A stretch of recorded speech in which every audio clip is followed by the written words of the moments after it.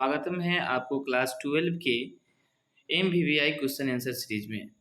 तो आज मैं आप लोगों के लिए लेकर आया हूँ हड़प्पा सभ्यता से इम्पोर्टेंट क्वेश्चन आंसर सीरीज। तो आज हम लोग शुरुआत करेंगे यहाँ हड़प्पा सभ्यता से जितने भी इम्पोर्टेंट क्वेश्चन हैं जो क्लास 12 में 2 मार्क्स में आता है, वहाँ से हम लोग शुरुआत करेंगे।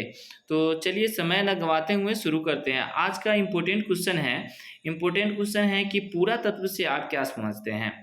कहता है पुरातत्व वह विज्ञान है जिससे पृथ्वी के गर्भ में छुपी हुई वस्तुओं से अतीत के लोगों के बारे में जानकारी प्राप्त होती है। यानी पुरातत्व एक ऐसा विज्ञान है जिसके माध्यम से पृथ्वी के गर्भ में छुपी हुई जितनी भी वस्तुएं हैं उनसे क्या होता है, अतीत के लोगों के बारे में जानकारी प्राप्त होती है, तो वो पुरातत्व कहलाता है।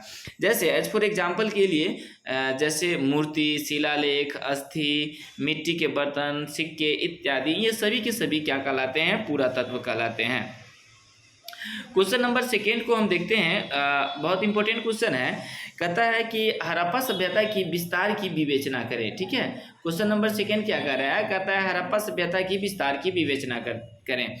आंसर है हड़प्पा सभ्यता विश्व की 4 प्राचीन सभ्यताओं में से एक थी। यह सभ्यता उत्तर में कश्मीर के मांडा से लेकर दक्षिण में दाइमाबाद तक एवं पूर्व में आलमगीरपुर से लेकर दक्षिण में सुतकांगेडोर तक फैली हुई थी।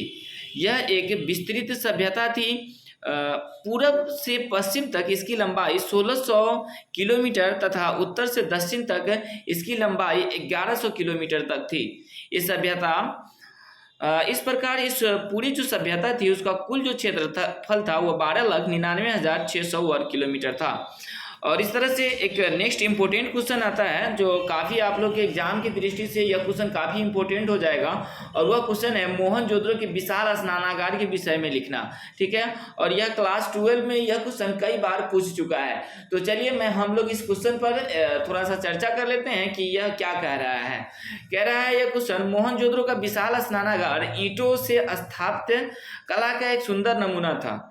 यह स्नानागार 11.88 मीटर लंबा तथा 7.01 मीटर चौड़ा और 2.45 मीटर गहरा था। इसके दोनों सिरों पर हौज बनी हुई थी, यानी हौज तक जो है ना सीढ़ी बनी हुई थी। ठीक है, हौज जो भी बनता है वहां तक क्या होते हैं, सीढ़ी बनी थी। इसके चारों तरफ जो है छोटे छोटे कमरे बने हुए थे।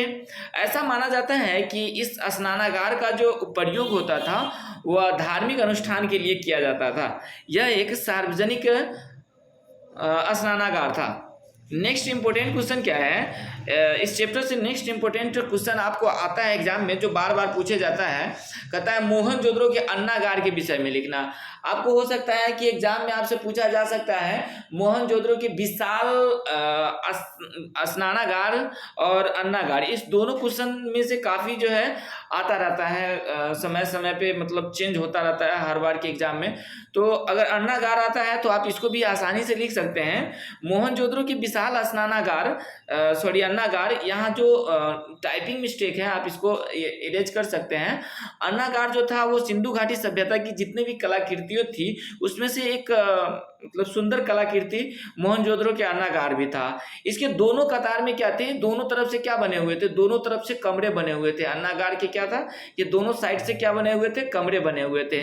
और इस अन्नागार के बाहर में जो था ना, वो बाहर अगर हम मानते हैं ये पोर्शन है तो बाहर में यहाँ पे क्या था, चबूतरा बना हुआ था जहाँ पे क्या किया जा सकता था, अनाजों को सुखाया जाता था। ठीक है, और मतलब जो किसान होते थे उस किसान को यहाँ इस अन्नागार में, इस कोठी में अनाज रखने के लिए क्या किया जाता था, अनुमति लेना पड़ता था।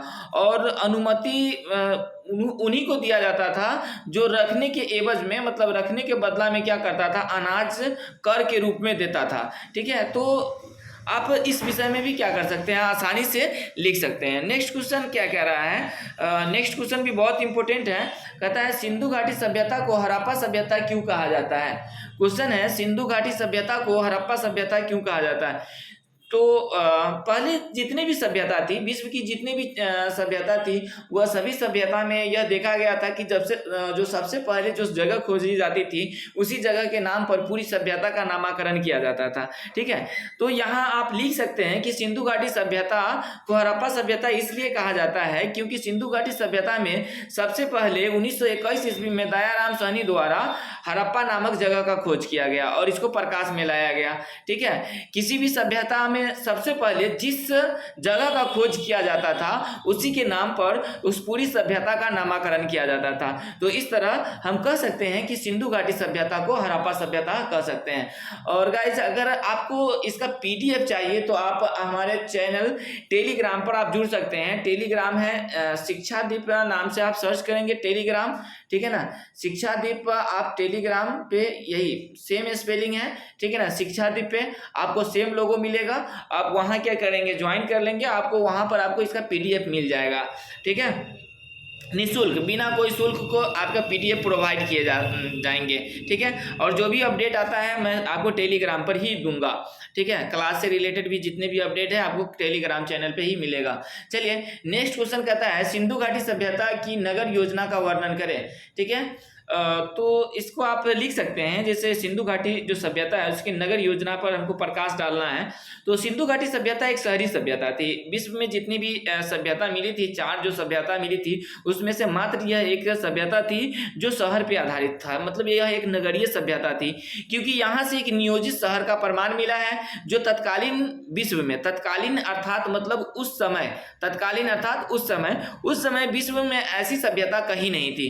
पूरी सभ्यता 2 भाग में विभक्त थी, एक था ऊपरी भाग और दूसरा था निचली भाग। ठीक है, ऊपरी भाग को प्रशासकीय भवन के अवशेष मिले हैं, जो जितने भी ऊपरी नगर था यानी उच्च नगर था, वहाँ से प्रशासनीय जो शासन व्यवस्था चलाए जाते हैं उसका अवशेष मिला है, जबकि निचली जो या निम्न नगर क्षेत्र था वहाँ से आवासीय भवन का अवशेष मिला है।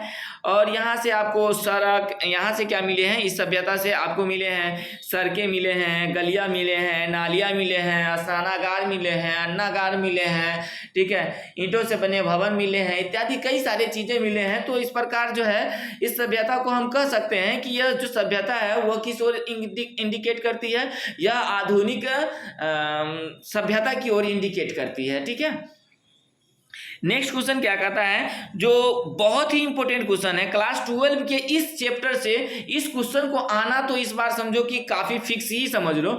बहुत ही इंपॉर्टेंट क्वेश्चन है कि कार्बन 14 विधि से आप क्या समझते हैं।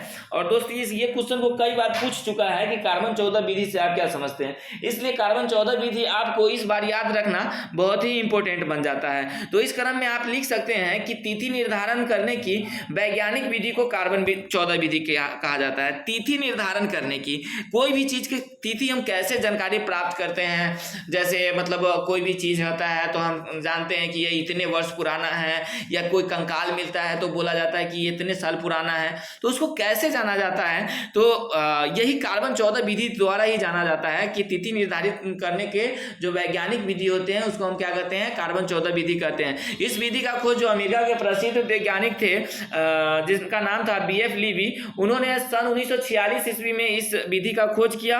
और इसके अनुसार किसी भी जीवित वस्तु जो होते हैं उसमें कार्बन 14 और कार्बन 12 जो होते हैं समान मात्रा में पाए जाते हैं। बट जब वस्तुएं मर जाती हैं, मतलब जो सजीव हैं वो मर जाता है, तो उस समय क्या होता है कि कार्बन जो 12 होता है वह स्थिर होता है और कार्बन 14 का नियंत्रण क्षय होने लगता है।